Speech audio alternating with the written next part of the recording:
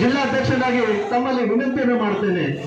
ಬಂಧುಗಳೇ, ಬಹಳ ಸಂಘಟನೆ ಮಾಡಬೇಕಾದ್ರೆ ಬಹಳ ಕಷ್ಟ ತಗೋಬೇಕಾಯ್ತು. ಇವತ್ತು ಗುರುಜಿಯವರನ್ನ ಬಹಳಷ್ಟು ಪೇಪರ್ದಲ್ಲಿ ನ್ಯೂಸ್ದಲ್ಲಿ ನೋಡ್ತಾ ಇರ್ತೇನೆ. ಇವತ್ತು ನಾವು ಪರಿಷ್ಕೃತ ಜಾತಿಯಲ್ಲಿ ಸೇರಿಸಬೇಕಾದ್ರೆ ಬಹಳಷ್ಟು ಹೋರಾಟ ಮಾಡ್ತಾ ಇದ್ದಾರೆ ಅವರು. ನಾವು ಕೂಡ ಇಲ್ಲಿ ಪದೇ ಪದೇ ಸ್ಟ್ರೈಕ್ ಮಾಡಿದೆವು.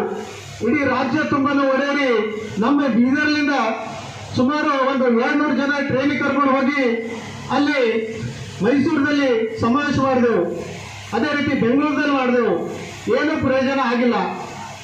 ಹಾಗಾಗಿ ನಾನು ಸ್ವಾಮೀಜಿಯವರಿಗೆ ಒಂದು ವಿನಂತಿಯನ್ನು ಮಾಡ್ತೇನೆ.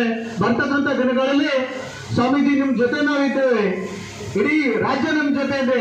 ನೀವು ಪರಿಶಿಷ್ಟ ಜಾತಿಯಲ್ಲಿ ಸೇರಿಸುವ ಈ ಒಂದು ಗುರಿಯನ್ನು ಇಟ್ಕೊಂಡು ನೀವು ಇಡೀ ರಾಜ್ಯವನ್ನು ಓಡಾಡಿ ನಮ್ಮ ಸಮಾಜಕ್ಕೆ ಒಂದು ಒಳ್ಳೆ ನೀವು ಕೆಲಸ ಮಾಡ್ತಾ ಇದ್ದೀರಿ ಅನ್ನುವ ಮಾತು ಈ ಸಂದರ್ಭದಲ್ಲಿ ಹೇಳುತ್ತಾ, ನೀವು ಇಲ್ಲಿ ಬಂದಿದ್ದಕ್ಕೆ ನಾನು ಮತ್ತೊಮ್ಮೆ ನಿಮಗೆ ಧನ್ಯವಾದಗಳನ್ನು ಸಲ್ಲಿಸ್ತಾ ಇವತ್ತು ನಾವು ನೋಡ್ತಾ ಇದ್ದೀವಿ ಎಲ್ಲ ನಮ್ಮ ಸಮುದಾಯದವರು ಶ್ರಾವಣ ಮಾಸದಲ್ಲಿ ಎಲ್ಲಿಗೆ ಹೋಗ್ಬೇಕು? ಮಠಕ್ಕೆ ಹೋಗ್ಬೇಕು, ಗುರುಗಳ ದರ್ಶನ ಮಾಡಬೇಕು, ಸೋಮವಾರ ದಿವಸ ಹೋಗ್ಬೇಕು, ಗುರುಗಳ ಹತ್ರ. ಅಪ್ಪಾಜಿಯವರ ಹೃದಯ ಎಷ್ಟು ವಿಶಾಲದ ನೋಡ್ರಿ. ನನ್ನ ಸಮುದಾಯ ಕಾಯಕ ಮಾಡಿ ಬದುಕುವಂತ ಸಮಾಜ, ಇಸ್ತ್ರಿ ಮಾಡಿ ಬದುಕುವಂತ ನನ್ನ ಸಮಾಜ ಇವತ್ತು ಸದೃಢವಾಗಿ ಬೆಳಿಬೇಕಾಗ್ತಾ ಇದೆ. ಅವರ ಕಾಯಕದಲ್ಲಿ ಬಾಧೆ ಬರಬಾರ್ದು, ಅವರ ದುಕಾನ್ಗಳು ಬಂದ್ ಮಾಡಬಾರ್ದು, ಅವ್ರ ಬಿಸಿನೆಸ್ ಬಂದ್ ಮಾಡದು. ನಾನೇ ಮಠದಲ್ಲಿ ಯಾಕಿರಬೇಕು? ನನ್ನಲ್ಲಿ ಗಾಡಿ ಇದೆ, ನಾನೇ ಗಾಡಿ ತಗೊಂಡು ಭಕ್ತರ ಮನೆಗೆ ಹೋಗಿ ನಾನು ಅವರಿಗೆ ದರ್ಶನ ಕೊಡಬೇಕು ಈ ಶ್ರಾವಣದಲ್ಲಿ ಅಂತೇಳಿ ಆ ನಿರ್ಧಾರವನ್ನು ಇವತ್ತು ಅಪ್ಪಾಜಿಯವರು ಮಾಡಿ ನಮ್ಮೆಲ್ಲರಿಗೆ ಆಶೀರ್ವಾದ ಮಾಡಿ ಬರ್ಲಕ್ಕೆ ಬಂದಿದ್ದಾರೆ. ಅದಕ್ಕೆ ನಾನು ಹೇಳ್ತಾ ಇದ್ದೀನಿ, ನಮ್ಮ ಅಪ್ಪಾಜಿಯವರು ಪೀಠಕ್ಕೆ ಕೂಡೋಕ್ಕಿಂತ ಮುಂಚಿನಿಂದ ನನಗೆ ಪರಿಚಯ ಅವರು. ಇವತ್ತು ನಾನು ಹೇಳ್ತಾ ಇದ್ದೀನಿ ನಿಮ್ಮೆಲ್ಲರಿಗೆ, ಅವರು ಮಠ ನೋಡಿ ಸ್ವಾಮಿ ಆಗಿಲ್ಲ, ಕಾಲೇಜ್ಗಳು ನೋಡಿ ಸ್ವಾಮಿ ಆಗಿಲ್ಲ, ಇಂಜಿನಿಯರಿಂಗ್ ಕಾಲೇಜ್ ನೋಡಿ ಸ್ವಾಮಿ ಆಗಿಲ್ಲ, ಮೆಡಿಕಲ್ ಕಾಲೇಜ್ ನೋಡಿ ಸ್ವಾಮಿ ಆಗಿಲ್ಲ. ಈ ನನ್ನ ಸಮಾಜವನ್ನು ರಾಷ್ಟ್ರ ಮಟ್ಟದಲ್ಲಿ ಕಟ್ಟಬೇಕು ಅಂತಕ್ಕಂಥ ವಿಚಾರದೊಂದಿಗೆ ನಮ್ಮ ಗುರುಗಳು ಇವತ್ತು ಸ್ವಾಮಿತ್ವವನ್ನು ವಹಿಸಿ ಇವತ್ತು ನಮ್ಮೆಲ್ಲರಿಗೆ ಏನು ಕೊಡ್ತಾ ಇದ್ದಾರೆ? ದರ್ಶನ ಭಾಗ್ಯವನ್ನು ಕಲ್ಪಿಸಿದ್ದಾರೆ. ಮಡಿವಾಳ ಸಮಾಜದ ಬಗ್ಗೆ ನಮ್ಮ ಉದಯ ಪಾಟೀಲ್ ಅವರು ಮತ್ತು ನಮ್ಮ ದಿಲ್ಲಿಯಿಂದ ಬಂದಂಥ ನಮ್ಮ ಯಾದಗಿರಣ್ಣವರು ಎಲ್ಲರೂ ಇವತ್ತು ಭಾಳ ವಿಸ್ತಾರವಾಗಿ ಮಾತಾಡಿದ ಅಂತ ಹೇಳಿ ಬಯಸ್ತೀನಿ ಬಂಧುಗಳೇ.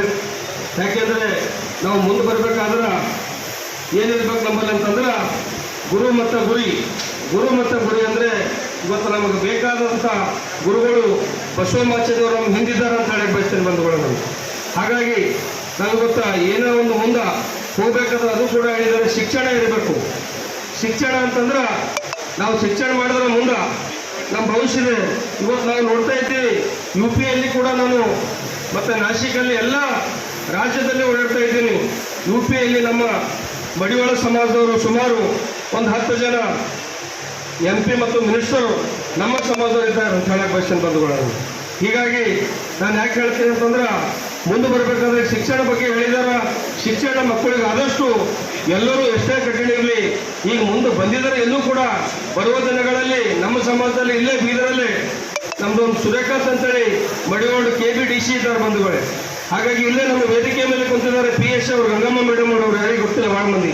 PS ಅವರು ಇಲ್ಲಿ ಜನೋಡಕ್ಕಿತ್ತು, ಮತ್ತೆ ಇಲ್ಲಿ ನೌಬಾ ಠಾಣದಲ್ಲಿ ಇದ್ರು ಅವರು. ಹೀಗಾಗಿ ನಮ್ಮ ಸಮಾಜದಲ್ಲಿ ಪೊಲೀಸ್ ಡಿಪಾರ್ಟ್ಮೆಂಟ್ ಅಲ್ಲಿ ಇದ್ದಾರೆ, ಹಾಗೂ IAS ಕೂಡ ಇದ್ದಾರೆ. ಮತ್ತೊಬ್ಬರು ಶಿವಾನಂದ್ ಕಲ್ಕಡಿ ಅಂತೇಳಿ ನಿಮ್ಗೆ ಗೊತ್ತು, ನಮ್ಮ ಸಮಾಜದಲ್ಲಿ ಇನ್ಕಮ್ ಟ್ಯಾಕ್ಸ್ ಕಮಿಷನರ್ ಇದ್ದಾರೆ ಅಂತ ಹೇಳಕ್ ಬಯಸ್ತೀನಿ, ಬೆಂಗಳೂರಲ್ಲಿ ಇನ್ಕಮ್ ಟ್ಯಾಕ್ಸ್ ಕಮಿಷನರ್. ಹಾಗಾಗಿ ನಮ್ಮ ಮಡಿವಾಳ ಸಮಾಜದಲ್ಲಿ ಇನ್ನೂ ಬರಬೇಕಾದ್ರೆ ಹೇಳಿದ್ರು ನಾವೇನು ಮಾಡ್ಬೇಕಾಗಿದೆ ಅಂದ್ರೆ ಮುಂದೆ ಬರಬೇಕಾದ ಒಂದು ಕಾರಣ ಅಲ್ಲ.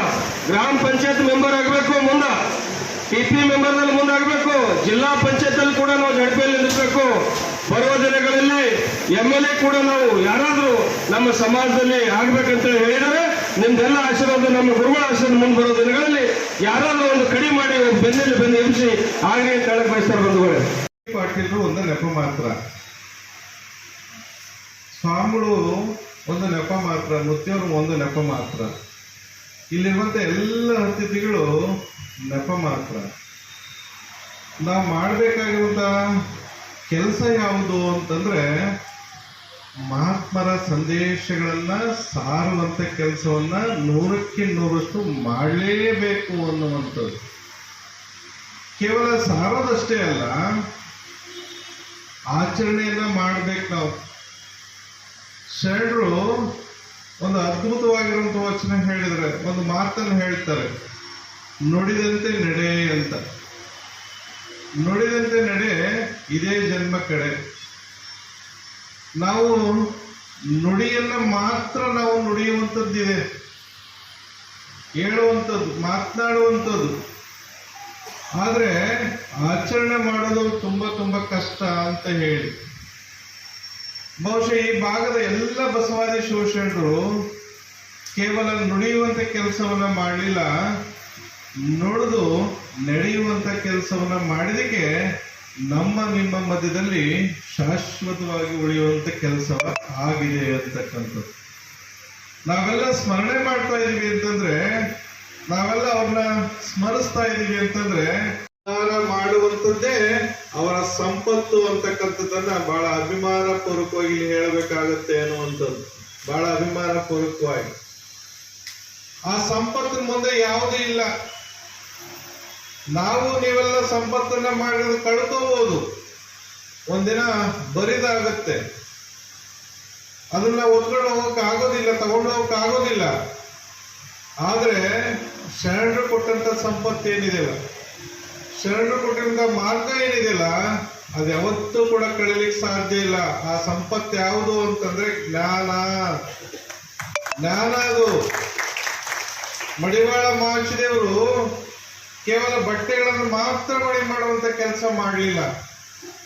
ಎಲ್ಲ ಮನಸ್ಸನ್ನ, ಎಲ್ಲರ ಮನಸ್ಸುಗಳನ್ನ ಶುದ್ಧಿ ಮಾಡುವಂತ ಕೆಲಸವನ್ನ ಮಾಡಿ. ಶುದ್ಧಿ ಮಾಡೋದು ಸುಮ್ಮನೆ ಏನ್ರಿ?